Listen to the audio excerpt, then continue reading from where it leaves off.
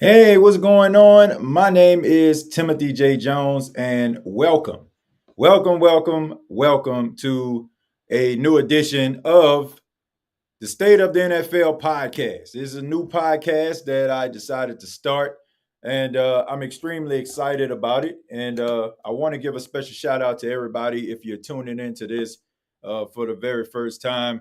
You're checking me out for the very first time. I really do appreciate it. The reason I decided that I wanted to go ahead and start a new podcast was because most of the time, I'm talking about the team that I grew up watching and respecting, which is the New Orleans Saints. The New Orleans Saints. I was born and raised in New Orleans, and been doing Saints podcast since 2018. But did want to do something like completely different this time around. Wanted to kind of just talk about the NFL because I'm extremely I'm extremely in love with football, man. Like it is one of the passions of mine to be able to talk about football. I'm always, talking to somebody about it. I'm always trying to get information. And I just thought that this would be a pretty dope podcast to do. So, you know, just sit back and relax. Hopefully I won't bore you to death. And hopefully we'll entertain you throughout the few episodes that we're going to do. On this edition, we're going to be talking about the quarterbacks that are free agents. We're going to be talking about free agent quarterbacks. We're going to be talking about some of the free agents that found new homes. It's going to affect them. How is this going to affect them as they try to transition away from their former team and try to find success with their new squads. But I ask that you hit the subscribe button if you like the content. I'm never one of those people that's like, man, please subscribe to me. Like, if you like it, if you like what you hear, like what you see, go ahead and hit that subscribe button. Hopefully, we will have won you over if you have not subscribed already. But let's go ahead and get into it, man. Let's go ahead and get into it. Talk a little bit about, let's talk a little bit about some of these free agents, man. Let's talk about a couple free agents that found new homes. Quarterback Russell Wilson with the New York Football Giants. You also have Justin Fields, who played alongside Russell Wilson in Pittsburgh last season. He found a new home with the Jets. And you have Aaron Rodgers, who a couple of weeks ago signed with the Pittsburgh Steelers, which was basically a surprise to absolutely nobody. Like nobody was shocked at the fact that Aaron Rodgers signed with the Pittsburgh Steelers, but here we are. He is with the Pittsburgh Steelers, and how is this going to pan out? How is this going to pan out with all three quarterbacks trying to find new home, trying to find proper footing, in a new spot, and all of these guys, have question marks about themselves, but we're going to do what I like to call a boom or bust.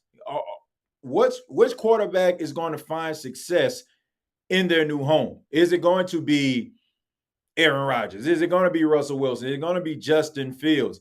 How do I see this shaping up?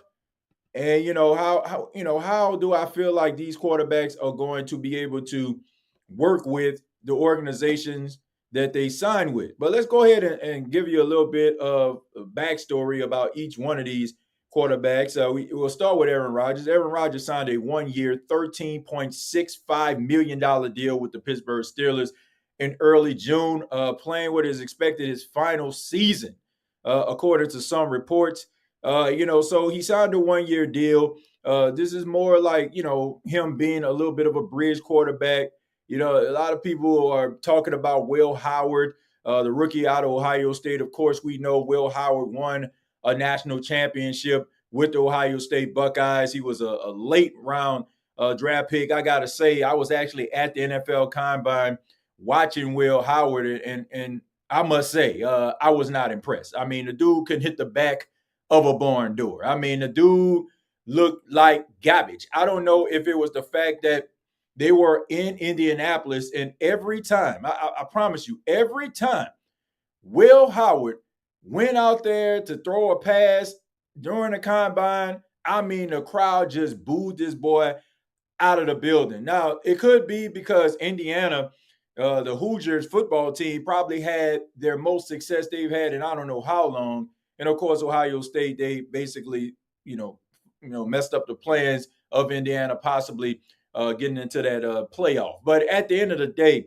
Will Howard, he does leave a lot to be desired. So you're not going to be ready to put him out there. And then you brought back Mason Rudolph, and Mason Rudolph has started in a lot of games with the Pittsburgh Steelers throughout his career, but nobody is looking for Mason Rudolph to make your team a playoff contender. So Aaron Rodgers being that bridge quarterback for whether it's Will Howard, the light coming on for him, or if they decide that they want to maybe draft their franchise quarterback in next year's draft, Aaron Rodgers will fill that void.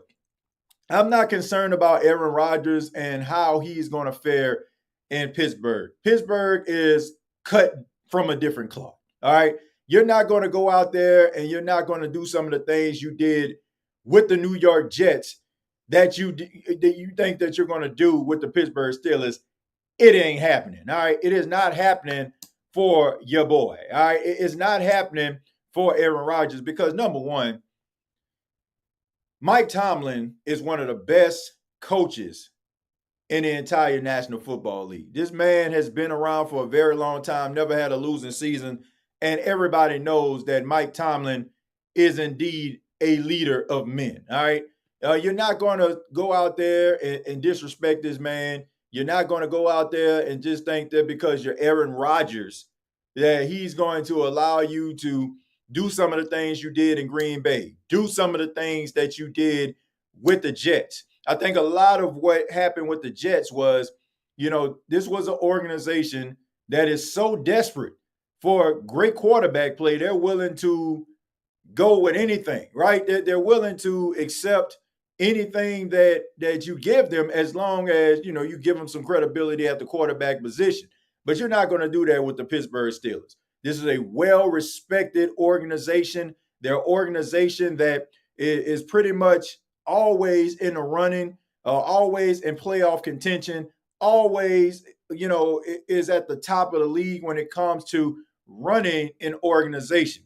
So Aaron Rodgers is not going to do some of the things that he did with some of his former teams. It's just not going to happen. I expect for him to play as solid as he can. Now, he is 42 years old.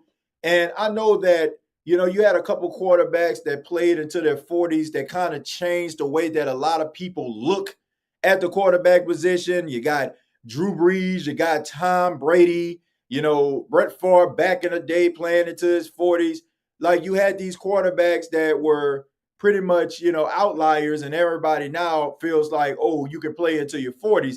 But Aaron Rodgers is 42 years old. And even though he still has the arm talent, even though he is very, very smart and cerebral at the quarterback position, we know about his hard count.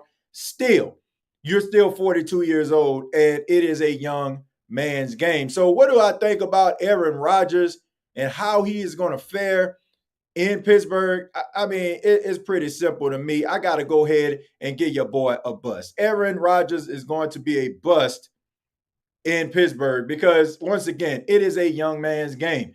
Do I think that they're going to win some football games?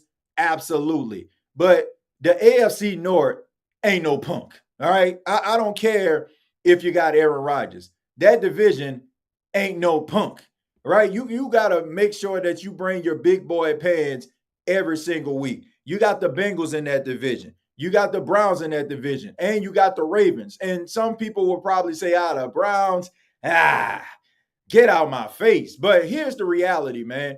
All of those teams are pretty much smash mouth. Every one of those teams have a defensive player that you have to stay up late to try to make sure that you eliminate. Well, maybe not the Bengals because of what's going on with Trey Hendrickson as of right now, but all of these teams have someone that you have to fear. Myles Garrett out there in Cleveland, right? And you got a plethora of defensive players that can rush the quarterback. And we know that the Pittsburgh Steelers, man, their offensive line has had some issues, man. So Aaron Rodgers is a pocket passer. Can he move around in the pocket? Yes, but he's not going to, you know, be Josh Allen. He's not going to be Lamar Jackson, right? You're not going to mistake him with any one of those gentlemen. But he is going to be cerebral with the football. If he's able to get the ball out of his hands quickly, then they can make some plays. They got some playmakers on the team. They recently signed DK Metcalf, so that's going to be his number one target. They no longer have George Pickens, but you still have Firemove out there, the tight end. You got Jalen Warren out there. I mean, so you have some talented guys. And also on the defensive side of football, you got a defense that can help out Aaron Rodgers with Highsmith and TJ Watt. And, you also have Jalen Ramsey, who has come over. And also I have to mention Jonnu Smith coming over from the Miami Dolphins. He will add more to the middle of the field at the tight end position. But I still think that is a tough division for a 42-year-old to be able to thrive. So I got to go ahead and give that a bust. I just think that Aaron Rodgers is going to be okay, but it's not going to be everything people expect it to be. Let's go ahead and move on. Talk about another quarterback, a quarterback that I respect, man. I truly respect. Growing up, I was a Saints fan, or I still am a Saints fan. Drew Brees was my guy. Drew Brees was the guy. Drew Brees was the man. But after Drew Brees, my favorite quarterback, believe it or not, is Russell Wilson. Russell Wilson was my second favorite quarterback because of his ability to be able to get the ball down the field. He remind me a little bit of Steve Young back in the day when Steve Young was wheeling and dealing out there. And, over the years, Russell Wilson, to me, has got a bad rap. A lot of people go at Russell Wilson because he is a quintessential nice guy. A lot of people look at him, and they just think that the guy is soft as cottonelle tissue. Maybe it's because of how the Seattle Seahawks organization treated him. They felt like, maybe they were giving him preferential treatment, which what quarterback that is a franchise quarterback doesn't get preferential treatment? Like, seriously, what quarterback that you can think of that can make plays won't get preferential treatment? Because he is the straw that stirs the drink. He plays the premier position. That is the reason why he is going to get the majority of the attention. And also, they're probably going to find some favor in him. But of course, he goes to Denver and, he got his own office. And of course, everybody knows that his wife is a famous R&B singer, Sierra. So, a lot of people feel like, man, this guy thinks he's up here and everybody's down here. I don't believe that. I just think that Russell Wilson is very sure of himself, and he really doesn't care about what other people think about him. And there's nothing wrong with that. But there is something wrong with the way that he's been playing a quarterback position over the last couple of years. I mean, even though in retrospect, I will say this. His numbers aren't like embarrassing. Like, man, I wouldn't want none of this right here. Okay. I'm looking at his stats from last season. He started in 11 games, 2,482 yards. He had 16 touchdowns, 5 interceptions. He had a passer rating of 95 and yards per game, 225.6. So those stats aren't like, oh man, you're like the worst quarterback that I ever seen. Some people would say that those are what you would like to call pedestrian numbers. But this is a guy to me that still has that really good deep ball, a guy that's going to make plays. Is he the same Russell Wilson he was 5-6 years ago? Absolutely not. But at the end of the day, he's still a really good, solid quarterback. And, him going to the Giants, I think that it's a good fit. It's a good fit because Russell Wilson's personality and how he carries himself is not going to be overwhelmed by the New York lights, right? We know that the New York fan base, the New York media are sharks. They are sharks, man. They are going to eat you alive. They are going to do that. They're going to eat you alive and they're going to spit out the bones. So you got to be mentally tough in order for you to be able to thrive in the New York market. And I feel like Russell Wilson, that won't be an issue. But I got to say this. The New York Football Giants are not a good football team. I'm sorry, New York Giants fans. I'm just telling you something you already know. They're not a good football team. They don't have the right coach, in my opinion, in Brian Daboll. Brian Daboll, to me, is the reason why the New York Giants aren't going to find prosperity. It's not the fact that he's not a good offensive-minded coach. He is. But he comes off as a guy that acts as if he's the smartest guy in the room and he has all the answers. Just throughout the years, I've watched him, evaluate young quarterbacks, and they'll go into the room and, the young quarterbacks will be sure of himself. And it just seems like he only has one mission, and that is to break those guys down and make them feel like they know absolutely nothing. And I tell you right now, if you haven't noticed what is going on in the National Football League, allow me to tell you, teams are starting to gravitate towards, when they're hiring new head coaches, they're starting to gravitate towards player-friendly coaches. Coaches that are going to relate to some of these players and understand what these players are about, willing to get feedback from the players, not let the players step all over them, but they are listening and they are being more player friendly. When it comes to Brian Daboll, I feel like he missed the mark.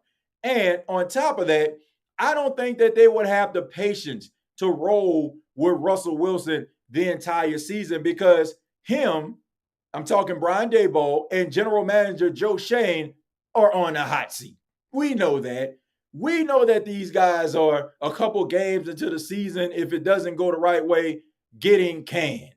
We know it, right? Some Giants fans are sitting anticipating these guys being fired because they feel like they are the reason why their team isn't looking like one of the best teams in the league. And although the New York Giants have talent, right? They just drafted Abdul Carter. Got Kayvon Thibodeau out there. You got some young, talented defensive players. Some people argue and say they probably got the best defensive line in NFL when it comes to the talent and ability of the defensive line that they actually have. The offensive line, not so much. But there's talent on the Giants team. Russell Wilson has some talented guys. You got Malik Neighbors, the wide receiver, second year coming out of LSU. He is that top guy. He just needs somebody to throw him the football consistently. But I don't think that these coaches, Brian Daboll, I don't think the general manager, Joe Schoen, is going to sit around and allow Russell Wilson to get his footing. I feel like if the first line of trouble, they're going to try to bring in Jackson Dart, the rookie out of Ole Miss that they drafted in the first round, and they're going to try to dangle Jackson Dart in front of ownership and say, look, this is the guy that we're relying on. We had Russell Wilson, but he's more of a bridge guy. We're going to work with Jackson in order for them to save their job. So with that being said, I got to give Russell Wilson a bust, all right? Not because I don't feel like Russell Wilson can't play solid football. It's just the fact that I just think that he's going to have a really short leash as the quarterback of the New York Giants. But it's not his fault. It is not his fault. The Giants are an absolute train wreck. It is what it is. Until they get a new head coach, in my opinion, until they get a new general manager. I mean, this is the same general manager in Joe Schoen who made Saquon Barkley look like a straight-up scrub on a Hard Knocks episode on HBO when they were covering the Giants. Made this man look like he was washed, that he was talking to a third-string running back, and he basically cuts this man on live television. And Saquon Barkley goes and has one of the best seasons of any running back, not just of his career, but of any running back that has played the game. So not looking too good for the Giants when it comes to upper management and when it comes to the head coaching. Until they get that situation straight, I don't see much success no matter who the quarterback is going to be. And finally, we have another New York team, which is the Jets, and we're talking Justin Fields. Now, Justin Fields, once again, he played alongside Russell Wilson with the Pittsburgh Steelers to start the season, and he played pretty well. I mean, there was some talks that you know a lot of Steeler fans felt that Justin Fields should have been their quarterback throughout the entire season because he started in 10 games. Well, he played in 10 games.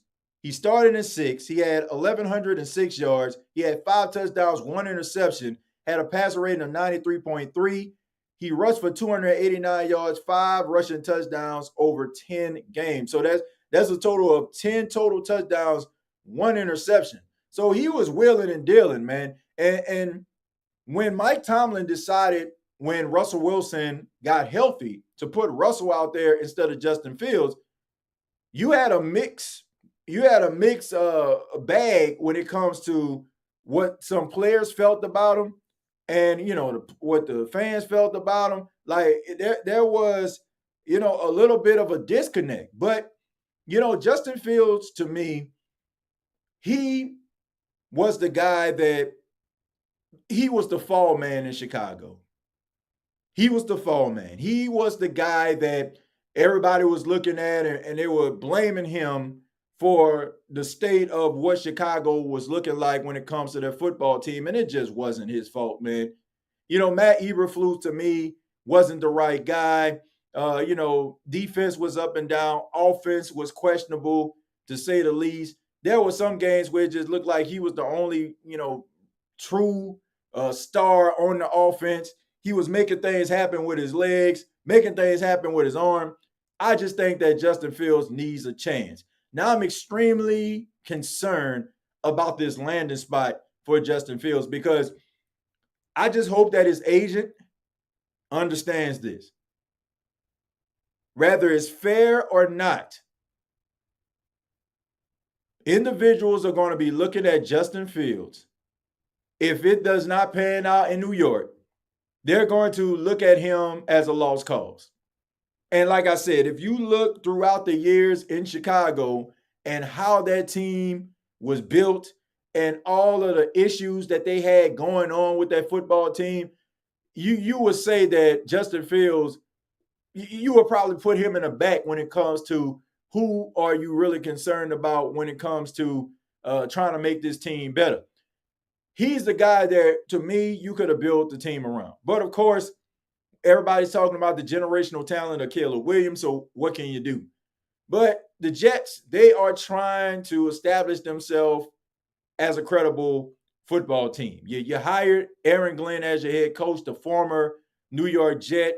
Pretty sure it's a dream of his to go to the team that drafted him. Now he's able to help this team, try to help this team navigate through the uncharted waters of ineptitude. And, you got yourself a new general manager, but to me, the Jets are still the Jets. The Jets is the organization where quarterbacks go to die. Doesn't matter if your quarterback has the ability. If they go to the Jets, it's just going to get sucked out of them. We look at Sam Darnold. Sam Darnold getting drafted by the Jets. Everybody's talking about this guy, talking about he can't play and he a bust and all this kind of stuff. He goes to Minnesota and plays one of his best seasons. I'm just saying, it just seems to me like the Jets just suck all the talent out of the quarterbacks, and I'm just concerned about that. I look at the offensive coordinator of the New York Jets. I look at him coming over from the Detroit Lions. This is two different styles of quarterback that we're talking about here. The quarterback that he worked with Jared Goff. Jared Goff is a pocket passer. He's a guy that's going to stand in the pocket. He's not going to make you miss, or he's not going to, show you his famous Michael Vick impression. He's going to stand and try to make plays in the pocket. Justin Fields, he makes plays on the move. So I'm interested to see how is the offensive coordinator of the New York Jets going to be able to work with Justin Fields? Is he going to try to kind of force him to stay in the pocket and take away some of the things that makes Justin Fields special? I looked at Justin Fields, in the offseason preparation. He looks like he's in the best shape of his life. His deep ball looks really well. He has that chemistry already when it comes to working with wide receiver Wilson, Garrett Wilson. So he has that going for him. It's not like they don't have talent on his team. You got a really good running back room. I mean, you got Breece Hall, who I feel like is going to be featured in his offense. I felt like they got away from him on several occasions last season. I mean, he was running the ball really well. And then all of a sudden, like, they just stopped running the football. But Justin Fields did sign a 2-year, $40 million deal with the Jets. $30 million is guaranteed. All right. But like I said, he has offensive weapons like Garrett Wilson and Breece Hall. And, you still got Quinn Williams out there. So you got some talented guys on his football team. They're young, and, they're just starting to get into their prime when it comes to playing the game of football. But when it all comes down to it, what do I think about Justin Fields? Is this signing for the Jets, is it a boom or a bust? I'm going to go ahead and I'm going to go with a boom. I feel like Justin Fields can be a boom for the Jets. I think that he's motivated. I think that Aaron Glenn is going to allow him to be himself. Once again, I'm still a tad bit concerned about how this offense that is mostly going to be a kind of a Detroit Lions AFC East style, offense. How is Justin Fields going to be able to be himself in an offense where a quarterback, was a pocket passer in Jared Goff? So I'm not too sure how this is going to pan out, but I'm excited to see Justin Fields get an opportunity to be able to go out there, spread his wings, and try to be the quarterback that a lot of people believe he can be when you don't have a team that's using you as a scapegoat. But those are the 3 free agent quarterbacks. That's what I feel about them. Couple busts, one boom, but we'll see, right? I mean, stranger things have happened. Maybe these quarterbacks, all of them, end up being really good, or it might just go sideways. But let's go ahead and move on, man. Let's talk a little bit about defensive end Trey Hendrickson. All right, Trey Hendrickson wants a new contract with the Cincinnati Bengals, and it just seems like it's a stalemate when it comes to the contract negotiations. Now, Trey Hendrickson has 17 and a half sacks last season. I'm going to say that again. He has 17 and a half sacks last season. Trey Hendrickson led the league in sacks, and it makes me absolutely sick when I think about it, because once again, as a fan of the New Orleans Saints, knowing that a guy that talented is playing for another team is just absolutely nauseating. But Trey Hendrickson is not budging. He's willing to sit out the entire season to get a new deal. And look, if you're a Bengals fan, you might want to cover your ears, because I'm just going to be real with real about your organization. Your organization is cheap. Your organization is petty. Your organization holds on to players as long as they possibly can. And I don't understand why. If you're not going to pay the guy, if you're not going to give him the money, why are you keeping him around? Why are you keeping him on the books? Like, the way that the Cincinnati Bengals historically have done business is absolutely shameful, man. And it's one of the main reasons to me why it can be a hard sell for a highly touted free agent to want to come to Cincinnati. And the reason why I'm saying that is because even though you have Joe Burrow as your quarterback and he gives you a really good chance of winning, at the end of the day, guys want to feel like they ain't going to be handcuffed by an organization.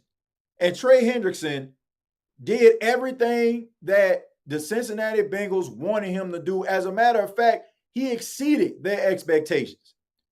And why they decided that they don't want to pay this guy is absolutely mind-boggling. Now, some people will probably say, well, it's because they paid Jamar Chase. It's because they paid T. Higgins. It's because of Joe Burrow. Look, miss me with the nonsense, okay? The reality is, if Trey Hendrickson would have went out there and played like ass, guess what? No contract talks would have been in sight. As a matter of fact, they would have came to the table and tried to renegotiate with Trey Hendrickson, asking him to take a pay cut. But this man has given you top production, 17 and a half sacks. Let me go ahead and, matter of fact, let me go ahead and just pull up Trey Hendrickson's let's take a look at his stats over the last 3 seasons. He's been with the Bengals. He's been with the Bengals for 3 seasons. Let's see his stats. Okay, what I'm doing right now, I'm just putting it in, trying to find his stats so I can go ahead and pull it up, because I can tell you right now, in 2022, all right, he played in 15 games. This was his first season with the Cincinnati Bengals. He had 8 sacks. He led the team. He had 3 forced fumbles. 3 forced fumbles, all right, in 2022. In 2023, all right, he played in 17 games, 17 and a half sacks. In 2023, he had 17 and a half sacks, folks. In 2024, he had 17 and a half sacks. So he gave you the same level of production in 2023 and in 2024. 17 and a half sacks. That is absolutely insane. This man is giving you top production and you don't want to pay him, right? And I get it. Once again, you just paid T. Higgins. You just paid Jamar Chase. But to me, the Bengals are going to look like one of those teams that are just offensively top heavy and they can't stop nobody defensively. And we've seen teams like this in the past. I can think about, all of those New Orleans Saints teams that had top offenses. I can think about the Detroit Lions a couple of years ago where they was, basically, putting up 40, 50 points on team but couldn't stop nobody. Like we've seen teams in the past have top flight offenses, but their defense can't stop nobody.